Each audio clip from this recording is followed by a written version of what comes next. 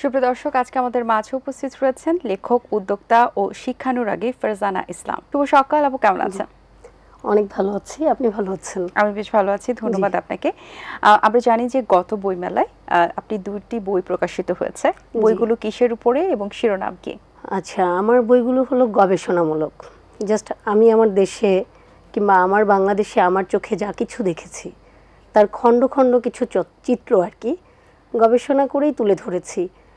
আসলে আমি যদি বলি, আমি ভালো এবং মন্দ সবগুলো মিলেই একটা প্রবন্ধ আকারে গবেষণামূলক একটি বই করেছি। সেটা হলো দমন পীড়নের 15 বছর। পাশাপাশি আর একটা লিখেছি যে আমার চোখে বাংলাদেশ। আমার চোখে বাংলাদেশে যেটা আমি নিয়ে এসেছি সেটা হলো পথশিশু কিংবা আমরা যারা অসুস্থ পার্সন অ্যাম্বুলেন্সে যখন যাচ্ছি, রাস্তার যে একটা আমরা যানজট পাচ্ছি, সেটার উপর আমরা কী ধরনের মানে সম্পদ হারাচ্ছি। সম্পদ বলতে কি, সম্প্রীতি, যে আমাদের ভালোবাসার লোক, আমার মা থাকতে পারে সেই অ্যাম্বুলেন্সে, আমার সন্তান থাকতে পারে সেখানে। তো আসলে রাজনৈতিকের সাথে সেই জিনিসগুলো জড়িয়ে যায় কেন? এটা তো আমার ব্যক্তি মানে স্বাধীনতার একটা বিষয়। তো এই কিছু বিষয় নিয়েই বইগুলো আনা আর কি। আচ্ছা, এবারে বইমেলা কেমন ছিল আপনার জন্য? যদি সত্যি বলি তাহলে বলবো যে অসাধারণ। বেচা কিনা সেটা পরের। আসলে আমরা দেখি যে আমরা সেখানে কতটুকু সেফ, কথা বলে কতটা শান্তি পাচ্ছি, কিংবা কথা বলতে গিয়ে কোথাও বাধাপ্রাপ্ত হচ্ছে কিনা। আমার কাছে মনে হয়েছে আমি পূর্ণ স্বাধীনতা নিয়ে কথা বলেছি, এবং আমাদের প্রতিদিন যে টিভি ইন্টারভিউগুলো ছিল সেগুলোতে কোনো বাধা ছিল না, কারো পক্ষে কথা বলতে হয়নি। আমি আমার জ্ঞানে আমার ভাষায় যা লিখেছি সেটাকেই বলতে পেরেছি, কিন্তু কোনো এক সময় সেটা পারি নাই। যাই হোক। আচ্ছা, আপনার আরেকটি বই আছে যেটি জুলাই গণ অভ্যুত্থানকে নিয়ে, সেটি লেখার পিছনের কারণটা একটু জানতে চাই। এটি হলো যে জুলাই সমরেখা আর কি, যে আমরা জুলাইয়ের যে সময়টা কিভাবে এলাম এবং কেমনভাবে পেলাম, এবং তারপরে এবং আগের জীবনটা কি ছিল, সব কিছু মিলিয়ে আমি আসলে, আমরা তো অনেকেই কবিতা লিখি, অনেকে উপন্যাস লিখি, আসলে ইতিহাস কয়জন রেখে যায়। তো আমার ছোট থেকে মানে খুবই ইচ্ছা যে আমি ইতিহাস কিছু রেখে যাব। তো আমি এই পর্যন্ত যতগুলো বই লিখেছি সবই আমার গবেষণামূলক।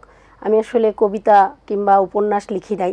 আমার বয়সটা নিয়ে অনেকেই বলে যে এই বয়সে মানুষ উপন্যাস লিখবে কিংবা কবিতা লিখবে, প্রেম নিয়ে থাকবে, বাট আমি কেন গবেষণা নিয়ে আগিয়েছি। তো আসলে অথার্স অ্যান্ড রিসার্চার্স আমি দেখেছি যে আমাদের যে একটা ওয়েট, হয়তো বা আমাদের বাংলাদেশ এটাকে খুব একটা গ্রহণযোগ্যতার মধ্যে নিচ্ছে না, কিন্তু আমি চীনে লং টাইম পড়াশোনা করে এসেছি, আমি দেশের বাইরে আরও অনেক রাষ্ট্রে ঘুরেছি। অথার্স অ্যান্ড রিসার্চারদের যে মান, সেই মানটা হলো যে তাদের দেশকে সাজিয়ে তোলা, গুছিয়ে তোলা, ডেট, টাইম, সময় এবং মানুষের পরিবেশে প্রতিদিন ডে বাই ডে যেটা ঘটছে সেই জিনিসটাকে তুলেই একটা ইতিহাস তৈরি করা। আমরা চীনের প্রাচীরের নাম শুনেছি, কেন এসেছে, কিভাবে এসেছে, আমরা কয়জনই বা জানি। তো আজকে জুলাইয়ের পরে যে দেশটা আমরা পাচ্ছি, জুলাইয়ের পরে এসে আমরা কি পাচ্ছি, জুলাইয়ের আগে কি পেয়েছি, সেটা বড় কথা না। বড় কথা হলো যে কিভাবে পেয়ে আসছি। এটার কোনো এক সময় আমার ছেলে মেয়ে জানবে, তার ছেলে মেয়ে জানবে। ইতিহাসটা রাখতে চাই আর কি। আচ্ছা, আপনি তো কবিতাও লিখেন আপু, সেই জায়গা থেকে আপনার কণ্ঠে একটা কবিতা আবৃত্তি শুনতে চাই। আমি আসলে কবিতা ওইভাবে কখনো মানে আমার বই বের হয়নি। লিখেছি, ছোট্ট থাকতে ভেবেছি কত, কেমন করে হব বড়, জ্ঞানের আলোয় জগৎটাকে আমি গড়ে তুলব, ছোট্টকালে এই আমাকে ভাত মাখিয়ে খাওয়াতো মা, ভাবতো আমি মায়ের রত্ন। আপনার লেখা যে বইটির আছে দমন পীড়নের 15 বছর জনগণের কান্না, এই বইটির বিশেষত্ব কি? আসলে এই বইটি লেখাতে অনেকে মনে করে হয়তো বা আমি কোনো দলকে লক্ষ্য করে লিখেছি, বাট না, আমি আসলে কোনো দলকে লক্ষ্য করে লিখি নাই। আমি 15 বছরে যা কিছু দেখেছি, সেটা যেই হোক, মানে সেটা যদি আমি ক্ষমতায় থাকতাম তাহলেও আমি লিখতাম, কিংবা অন্য কেউ ক্ষমতায় ছিল সেটাতেও আমি লিখেছি। বিষয়টা হলো কি, যে আমি কি দেখেছি, আমি দেখেছি আমার দেশের একটা শ্রেষ্ঠ সম্পদ, যাকে শুধু আমি আপনি না, বিশ্ব চিন্তা করেছে, আবরার ফাহাদ। সে তো কোনো বাবা না, কোনো মা না, এটা দেশেরও একটা সম্পদ ছিল, আমরা তাকে হারিয়েছি। কিভাবে হারিয়েছি তার একটা চিত্র তুলে ধরেছি। আমি দেখেছি যে আমাদের কোরআনের যারা মানে ইসলাম পক্ষে ছিল তাদেরকে অনেককেই দেশ ছেড়ে মানে থাকতে হয়েছে। কেন থাকতে হয়েছে সেটার একটা প্রবন্ধ আকারে তুলেছি। আমি পাশাপাশি দেখেছি একদিনের চাঁদ লেট করে দেখায় কত কোটি টাকা বাণিজ্য করা যায়। হ্যাঁ, চাঁদ নিয়েও বাণিজ্য, সেইটাও আমি তুলে ধরেছি। আমি পাশাপাশি তুলে ধরেছি কিশোর গ্যাং। এই যে কিশোর গ্যাংটা আমরা দেখতে পেয়েছি যে মোহাম্মদপুর টাউন হল, শেখের টেক হাত পড়ে আছে, মানে টাকা পয়সা মানে গেছে গেছে, কিন্তু একটা মানুষের পুরো অঙ্গটাকে খণ্ড খণ্ড করে রেখেছে।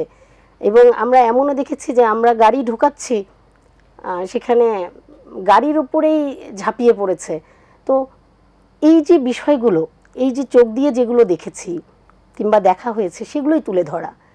তো আমার ধারণা যে আমাদের গবেষকদের একটা নিয়ম আছে, আমরা যেটা লিখব, হ্যাঁ, আমরা যদি সেটা ঠিক টাইম, ঠিক ক্ষণ, ঠিক সময়, ঠিক মুহূর্ত এবং ঠিক শব্দটা না লিখি, তাতে আমাদের অনেক রকম সমস্যায় পড়তেই হয়। তো আমরা চেষ্টা করেছি যে, আমি চেষ্টা করেছি আমার জায়গা থেকে যে আমি ডে বাই ডে যা দেখেছি তাই তুলে ধরার। আচ্ছা, খুব ভালো আপু। আপনি একজন উদ্যোক্তাও, উদ্যোক্তা হিসেবে কি কি কাজ করছেন? আমি প্রথম যে উদ্যোক্তাটা সেটা হলো আমি NASW ন্যাশনাল আর্কিটেকচার স্টিল কনস্ট্রাকশনের চেয়ারম্যান ছিলাম। সেটা আমার প্রথম বিজনেস শুরু করা। পরবর্তীতে যেহেতু ওটা একটু কন্ট্রাক্টর লেভেলে চলে গেল, আমার কাছে তেমন ভালো মনে লাগলো না, কারণ জনগণ নিয়ে কাজ করাটা খুব টাফ, বিশেষ করে আর্থিক লেনদেনের ক্ষেত্রে। তো তারপরে আমি নিজেই একটি গ্লোসারি শপ, যেটাকে বলা হয় সুপার শপ, মিনা বাজার এবং আমারটা সলিমুল্লাহ রোডেই ছিল, গ্রিন গার্ডেন সুপার শপ, ওটা আমার ছিল। পাশাপাশি আমি ওখানে দুটা ওয়্যার হাউস দিয়েছিলাম। তো পাশাপাশি পড়াশোনাটার লোভটা কেন জানি খুব বেশি কাজ করছিল। আচ্ছা, আমার ওটা বেশ ভালোভাবেই মিনা বাজারের সাথে একটা প্রতিযোগিতামূলকভাবেই চলতে থাকলো। খুবই ভালো বিজনেস করছিলাম আমি। তখন কর্মচারী খাটিয়েছি প্রায় 3টা দোকান মিলে আমার 15-16 জন। তখন আমার বয়সটা আরও ছোট। ওই সময় পড়াশোনার জন্য একটু বাইরে চলে যেতে হলো। আমি আবার করোনাও পড়লো, আমি ওটা ক্লোজ করে আবার রেস্টুরেন্ট দিলাম। এখন আমার 2টা রেস্টুরেন্ট আছে এবং খুবই ভালো মানে। কোথায় এবং নাম কি? একটা রংপুরে আছে ক্যাসেল ব্ল্যাক, আর এখানে আছে ক্যাম্প ফেয়ার। এটা কোথায়? এটা বাংলাদেশ ইউনিভার্সিটির সামনে। আচ্ছা, এই যে আপনি বলছিলেন যে দেশে বাইরে পড়াশোনার জন্য গেলেন, কি পড়াশোনার জন্য দেশে বাইরে? আমি আসলে এই যে এখন যদি আসি আপনার কাছে একটু অবাক লাগবে, আমি লেখালেখি করি, কিন্তু আমি আসলে হেলথ কেয়ার ম্যানেজমেন্টের ওপরে গিয়েছিলাম। আমি ফিজিশিয়ানে কমপ্লিট করেছি, MSc করেছি। সেটার উপরে আমি আসলে যেহেতু ফিজিশিয়ান, আমি কাজ করতে তেমন একটা ইচ্ছাবোধ করি না, তো সেই ক্ষেত্রে আমি হেলথ কেয়ার ম্যানেজমেন্টটা কমপ্লিট করছি আর কি।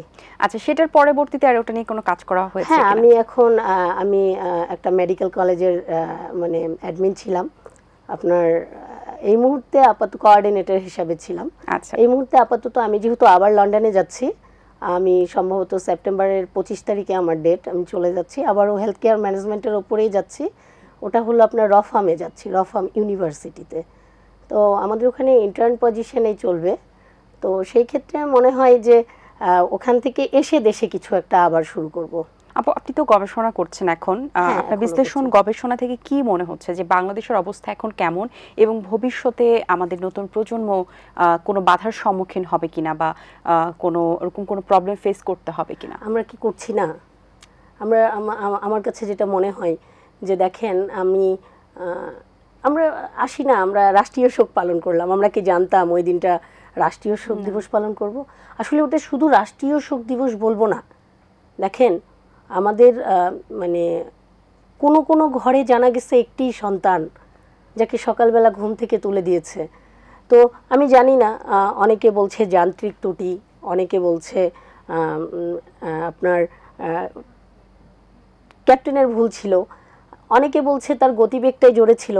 তো আসলে সব কিছু মিলায় আমি বলবো যে যান্ত্রিক ত্রুটিটা কেন নয়, একটা পুরনো বিমান, যখন আমি একটা গাড়িও যদি, ট্রেনও যদি আমি চালাই, তার জন্য কিন্তু প্রতিদিন চেইন টেস্ট করতে হয়। তো আসলে আমার গবেষণায় যেটা বলে যে আমাদের দেশ আসলে প্রতিদিনই কিছু না কিছু ঘটে যাচ্ছে, কিছু না কিছু নতুন দেখতেছি। আমরা প্রতিনিয়ত দেখছি আমাদের সড়ক দুর্ঘটনা, আমরা প্রতিনিয়ত দেখছি, আমরা মানে যেদিকে তাকাচ্ছি শুধু দেখছি আমরা স্বজন হারাচ্ছি, আমরা নদীতে হারাচ্ছি, আমরা আগুনে পুড়ে, মানে ওই আগুনের ঘটনার পরে শুনেছেন মিরপুরে একটা আগুনের ঘটনা। তো প্রতিনিয়ত আমাদের আতঙ্কে থাকতে হচ্ছে। আপনি কি ঠিক থাকছেন আপনার বাচ্চাকে বাইরে দিয়ে, কিংবা আমি কি ঠিক থাকছি আমার বাচ্চাকে বাইরে দিয়ে? আমরা আসলে সবাই প্রতিনিয়ত কিন্তু একটা দুশ্চিন্তা নিয়ে থাকছি। তো আমি বাইরের রাষ্ট্রগুলো যেগুলো ঘুরেছি দেখেছি, সেগুলোতে যেটা দেখেছি যে বাইরের রাষ্ট্রগুলোতে সন্তানকে বাইরে দেওয়া মানে নিরাপদ। সে একটা স্কুলে আছে মানে নিরাপদ, সে একটা ডে কেয়ারে আছে মানে নিরাপদ। কিন্তু আমরা নিরাপদ নয় কেন? আমাদের রাষ্ট্র সব দিক দিয়েই আমরা আসলে বিপজ্জনক। আমরা জানি না কে আসলে, কে দেখলে আমরা আসলে একটা সুন্দর ইয়ে পাবো। তাই আপনি যেটা বলেছেন যে আমরা কি দেখছি বাংলাদেশে, আমরা বাংলাদেশে প্রতিদিন যা দেখছি সেটাই কল্পনা করেন, হয়তো বা আমরা সেটাই দেখে যাব। কারণ উন্নতিটা তো ভেবেছিলাম জুলাইয়ের পরেই অনেক কিছু বদলে যাবে। আসলে কি বদলেছে? আমরা যার যার জায়গা থেকে তার তার স্বার্থ নিয়ে চিন্তিত আছি। দেখেন, আমরা এই ঘটনার পরে কয়জন মাকে দেখেছি সান্ত্বনা দিতে, কয়জন গেছি, কয়টা ফ্যামিলিকে আমরা দেখতে গিয়েছি। আমরা দেখেছি সাধারণ জনগণ ছুটে গিয়েছে, তৃতীয় লিঙ্গের মানুষ ছুটে গিয়েছে বাচ্চাদের রক্ত দিতে। কিন্তু যারা একটা জায়গা পেয়ে গেছে, একটা ফেস ভ্যালু পেয়ে গেছে, তারা কি আসলে যখন যাচ্ছে তাদের ক্যামেরা যাচ্ছে, তাদের ফোকাস যাচ্ছে, তাদের নিউজ যাচ্ছে, মিডিয়া যাচ্ছে, বাট আসলে কাজ করতে যাচ্ছে কিনা এটাকে আমরা খুঁজে দেখেছি? এটা নিয়ে আসলে নানান কথা উঠে আসে। আসলে আমাদের সময়ের একটু স্বল্পতায় রয়েছে। আপু, একটু আপনার জীবনে জানতে চাই যে লেখালেখি করতে গিয়ে উদ্যোক্তা হিসেবে বা শিক্ষানুরাগী হিসেবে মজার কোনো ঘটনা আছে কিনা যেটা এখন আপনাকে হাসায়? হ্যাঁ, অবশ্যই আছে। তো যেটা মজার ঘটনা, আমি দেওয়াল পত্রিকা লিখতাম স্কুলে। আমার লেখাটা যে কোনোভাবে আমি একটা গল্প লিখেছিলাম। গল্পটা লিখতে গিয়ে ওই গল্পের মধ্যে আমার এক ফ্রেন্ড ছিল, তাকে নাকি সবাই পটল পটল করে মানে খেপাতো। তো আমি লিখতে গিয়ে ওইখানে পটল নামে একটা গল্প লিখেছি। তো পটলকে আবার আমরা কিভাবে বকা দিয়েছি, পটলের মানে পটলের জীবন কাহিনী, পটল আর মূলার গল্প লিখেছি। পটল আর মূলা, হ্যাঁ। তো মূলার চুলগুলো ঝাঁকড়া ছিল, পটল ছিল মোটা গোল এইরকম, মূলা ছিল লম্বা। এখন ওই এসে করছে কি, ওই মানে আমার ওই ফ্রেন্ড এসে দেওয়াল ক্যালেন্ডারে ওটা পড়েছে, পড়ে এসে আমাকে বলছে তুই খালি বের হ, তোর মজা আছে। আমি বলছি কেন? তখন ও আমাকে বুঝাচ্ছে তুই বের হ না, আমি পটল। তখন আমি বুঝতে পারলাম। তো এই যে বিষয়, এইটা আমার কাছে খুবই স্মরণীয় যে এই পটল, হ্যাঁ, পটল আজকে বড় হয়ে গেছে। পটল সম্ভবত আজকে একজন মানে ইন্সপেক্টর, সম্ভবত আজকেও কিন্তু উনি প্রোগ্রামটি দেখছেন এবং আজকে পর্যন্ত আপনি তাকে পটল বলছেন, তার হয়তো বা খারাপ লাগছে না এখন আসলে। এটাই হলো ভালো লাগে। এই যে মানুষকে স্মরণ করা, যে সময়টাকে উপভোগ করা, এটাই মনে হয় জীবনের আসলে মূল সত্য। অনেক সত্য। আচ্ছা আপু, অসংখ্য ধন্যবাদ আপনাকে, খুবই ভালো লেগেছে আপনার সাথে কথা বলে। ধন্যবাদ আপনাকে, অসংখ্য ধন্যবাদ। অনেক শুভকামনা ক্যামেরার উপরে যারা আছে তাদেরকে। দর্শক, আশা করছি আজকের আয়োজন আপনাদের ভালো লেগেছে। আজ এই পর্যন্ত, দেখা হবে আগামী পর্বে নতুন কারোর সঙ্গে। সেই পর্যন্ত ভালো থাকুন, সুস্থ থাকুন এবং এটিএন বাংলার সাথেই থাকুন। সবাইকে আল্লাহ হাফেজ। দিন আসে দিন যায়, সময়টা চলে যায়, তবু আছি এই বেশ ভালো। জীবনটা রঙময়, যেভাবেই হওয়া চাই, নয় কবু সাদা কালো। এই আশাতে স্বপ্ন ভাসে, সুখ হাসে চোখে মুখে, চায়ের চুমুকে।